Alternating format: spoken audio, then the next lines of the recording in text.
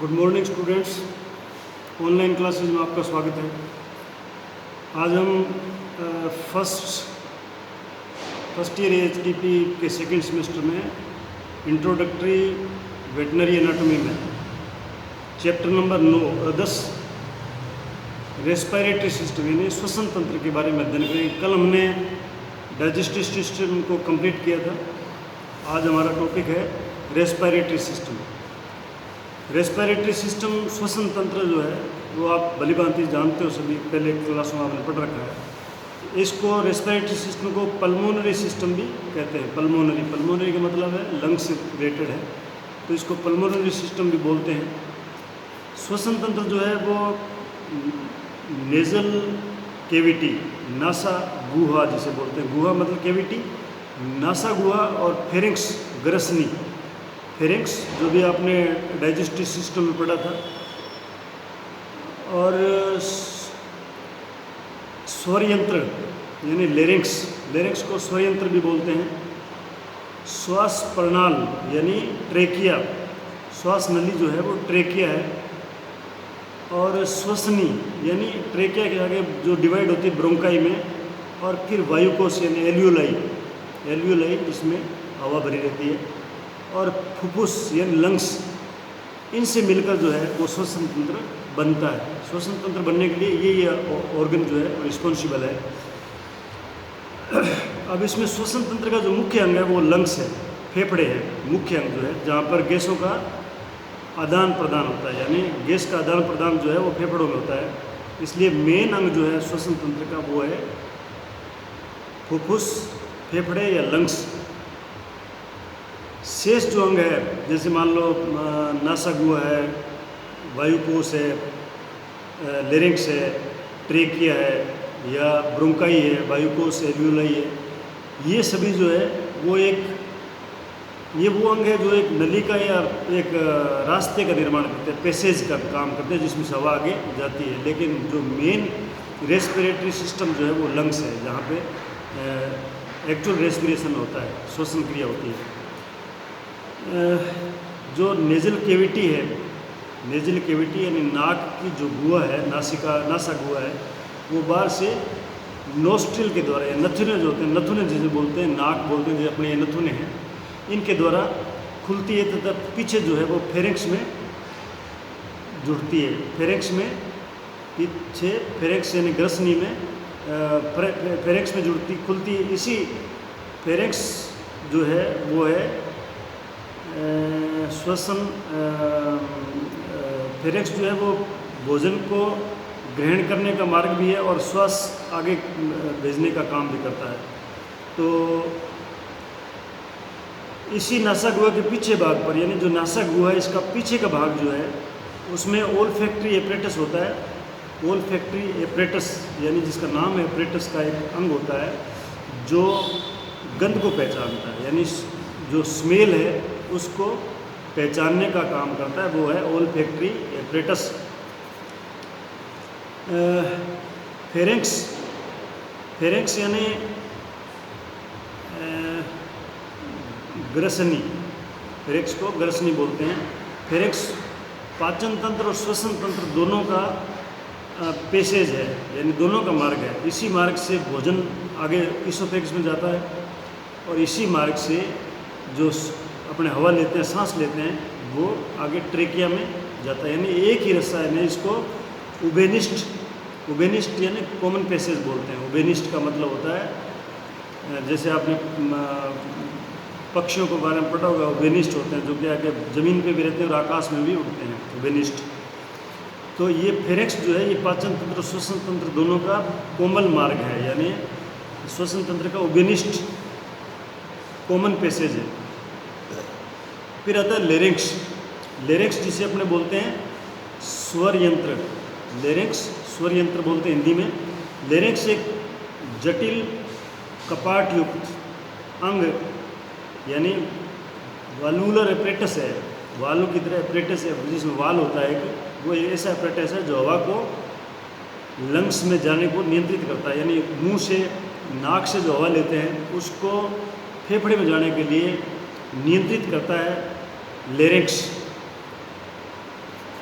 तथा आवाज़ उत्पन्न करने वाला विशेष अंग है। साथ में दोनों काम करता है, ये हवा को भी नियंत्रित करता है और आवाज़ उत्पन्न करने वाला विशेष अंग है, यानी लेरेक्स के द्वारा ही आवाज़ उत्पन्न होती है।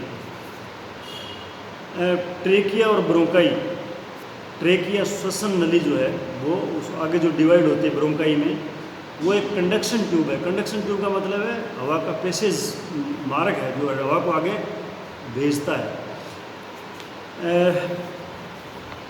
प्लूरल सैक, प्लूरल सैक ये एक प्रकार की केविटी है जिसे थोरेसिक केविटी में प्लूरल सैक है। इसके अंदर लंग्स होते हैं, मतलब जिसके अंदर लंग्स होते हैं वो सैक है, उसको प्लूरल सैक बोलते हैं। ये मांसपेशियों की सहायता से वक्ष गुहा को, इसमें मांसपेशियाँ होती हैं जिसकी सहायता से ये थोरेसिक केविटी को, यानी थोरेसिक केविटी ये जो अपनी पसलियाँ हैं जिसके अंदर अपना एक साइड में हार्ट है, दोनों साइड में लंग्स है, तो ये प्लूरल सैक इसके अंदर लंग्स होते हैं और इसमें मांसपेशियों की सहायता से ये वक्ष गुहा को फैलाता है और सिकुड़ाता है। मतलब वक्ष गुहा जो थोरेसिक केविटी है वो सिकुड़ती है और फैलती है इसके दबाव के कारण, जो और जिसके कारण क्या हवा अंदर लंग्स में जा सके और वापस आ सके। जब आप इसको फैलाते हो, यानी जब ये सिकुड़ता है तो हवा जो है वो अंदर जाती है और बाद में बाहर निकलती है, इसको सिकुड़ना और फैलना कहते हैं। इसका मतलब ये है कि जो ये श्वसन तंत्र है ये डाइजेस्टिव सिस्टम से ज़्यादा इम्पोर्टेंट है। कारण क्या है कि कोई भी जीव जो है, मान लो जानवर है या ह्यूमन बीइंग है, वो भोजन और पानी के बिना तो कुछ टाइम के लिए जीवित रह सकता है। अगर आपको मान लो 2 दिन भोजन नहीं मिले, लोग फास्ट करते हैं, कई दिन का 5-5 दिन अन्न ग्रहण नहीं करते हैं, जल ग्रहण नहीं करते हैं, तो वो जिंदा रह सकते हैं। लेकिन ऑक्सीजन के बिना बिल्कुल मामूली से टाइम के लिए अपने जिंदा नहीं रह सकते। अपने को ये कह दे कि आप सांस रोको आधा मिनट, तो अपने आधा मिनट नहीं रोक सकते हैं। जिनकी प्रैक्टिस होती है वो आधा मिनट 1 मिनट रोकते हैं। तो ऑक्सीजन यानी श्वसन जो है ये जीवन के लिए बहुत आवश्यक है। श्वसन तंत्र का जो मुख्य कार्य है वो ऑक्सीजन को ग्रहण करना और कार्बन डाइऑक्साइड को बाहर निकालना, यानी ऑक्सीजन को शरीर के अंदर लेना और कार्बन डाइऑक्साइड को शरीर से बाहर निकालना। इसको क्या बोलते हैं, इसको सेलुलर रेस्पिरेशन बोलते हैं। जो श्वसन तंत्र का मुख्य काम है ऑक्सीजन को अंदर लेना और कार्बन डाइऑक्साइड को बाहर निकालना, इसको सेलुलर रेस्पिरेशन भी बोलते हैं। इन दोनों कार्यों का मुख्य जो संबंध है, ये जो भी आपको पता है, अंदर हवा लेना और बाहर निकालना, हवा को अंदर लेना तथा बाहर निकालना, एक तो ये काम है इनका।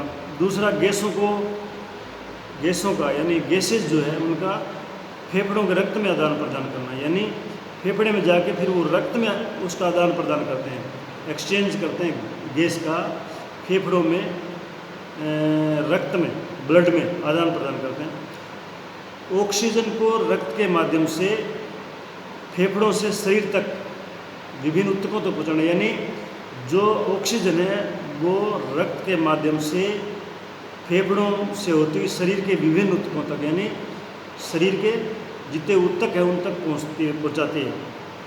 और जो ऑक्सीजन जब सेल्स में जाती है उसके बाद में वहाँ की जो क्रिया होने के बाद में जो कार्बन डाइऑक्साइड को बनता है वो रक्त के माध्यम से फेफड़ों तक पहुँचाते हैं ताकि एक्सपायरेशन द्वारा कार्बन डाइऑक्साइड को बाहर निकाला जा सके। एक्सपायरेशन यानी निश्वसन। तो एक्सपायरेशन द्वारा कार्बन डाइऑक्साइड को बाहर निकालना। और अब इस तंत्र के जो सहायक कार्य है, यानी ये रेस्पिरेशन तो इसका एक मेन काम हो गया, लेकिन इसके सहायक कार्य क्या है? ये एक तो बॉडी के पीएच को मेंटेन करता है। पीएच आपने देखा है, पीएच न्यूट्रल है, एसिडिक है, एल्कलाइन है पीएच, तो ये बॉडी के पीएच को मेंटेन करता है। श्वसन तंत्र जो है बॉडी के पीएच को मेंटेन करता है।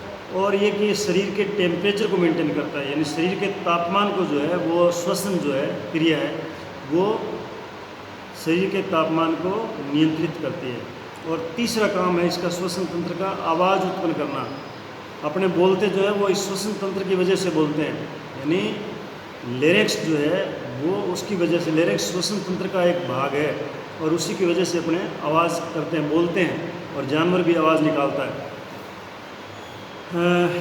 जब शरीर में कार्बन डाइऑक्साइड की मात्रा बढ़ जाती है, यानी शरीर में ब्लड में जब कार्बन डाइऑक्साइड की मात्रा बढ़ जाती है तो रक्त का पीएच कम हो जाता है।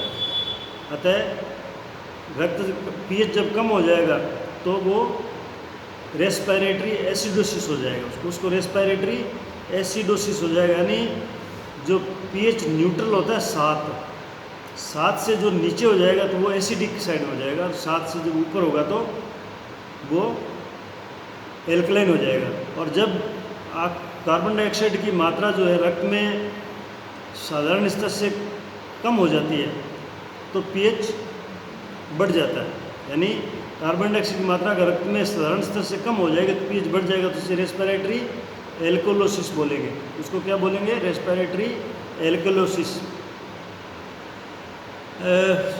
अब ये रेस्पिरेटरी जो सिस्टम है, क्रिया है, इसके अंदर रेस्पिरेटरी श्वसन क्रिया के दौरान वातावरण की वायु को अंदर लिया जाता है। उसे जब आप अंदर की तरफ वायु खींचते हैं, सांस लेते हैं अंदर, अपने जो कहते हैं ना सांस ले रहे हैं, अंदर जो सांस लेते हैं यानी गैस को अंदर की तरफ खींचते हैं शरीर में, उस क्रिया को प्रश्वसन यानी इंस्पायरेशन कहते हैं।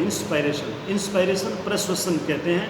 और जिस क्रिया से त्याज्य योग्य यानी जो निकलने वाली गैस, बाहर निकालने वाली जो बेकार गैस है कार्बन डाइऑक्साइड, उसे जब शरीर से बाहर निकालते हैं तो उसको बोलते हैं निश्वसन यानी एक्सपायरेशन कहते हैं। अब कोशिकाओं और शरीर के वायु कोषों के अंदर मध्य यानी कोशिकाओं और शरीर के वायु कोष जो एल्यूलाई होते हैं शरीर में, वो और सेल्स के मध्य जो आदान प्रदान की क्रिया को एक्सटर्नल रेस्पिरेशन बोलते हैं। उसको एक्सटर्नल या बाह्य श्वसन क्रिया बोलते हैं, अथवा उसको पल्मोनरी रेस्पिरेशन कहा जाता है। और रक्त कोशिकाओं एवं उत्तकों के मध्य आदान प्रदान क्रिया को, जब रक्त कोशिकाओं एवं उत्तकों के मध्य, रक्त कोशिकाएं यानी ब्लड के अंदर जो ऑक्सीजन है या कार्बन डाइऑक्साइड मिलकर आती है, वो जो आदान प्रदान उत्तकों के मध्य होता है ब्लड से, उस क्रिया को अंतःश्वसन यानी इंटरनल रेस्पिरेशन अथवा उत्तक श्वसन कहा जाता है। तो फेफड़ों में जो होता है उसको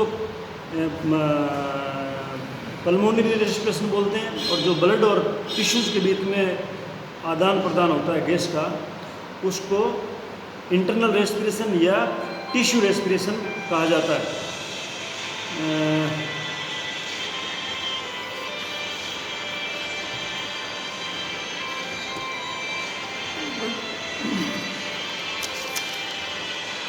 तो ये जो है श्वसन तंत्र के बारे में प्राइमरी नॉलेज आज अपने इतना अध्ययन करेंगे, कल हम इसके बारे में विस्तार से अध्ययन करेंगे। धन्यवाद।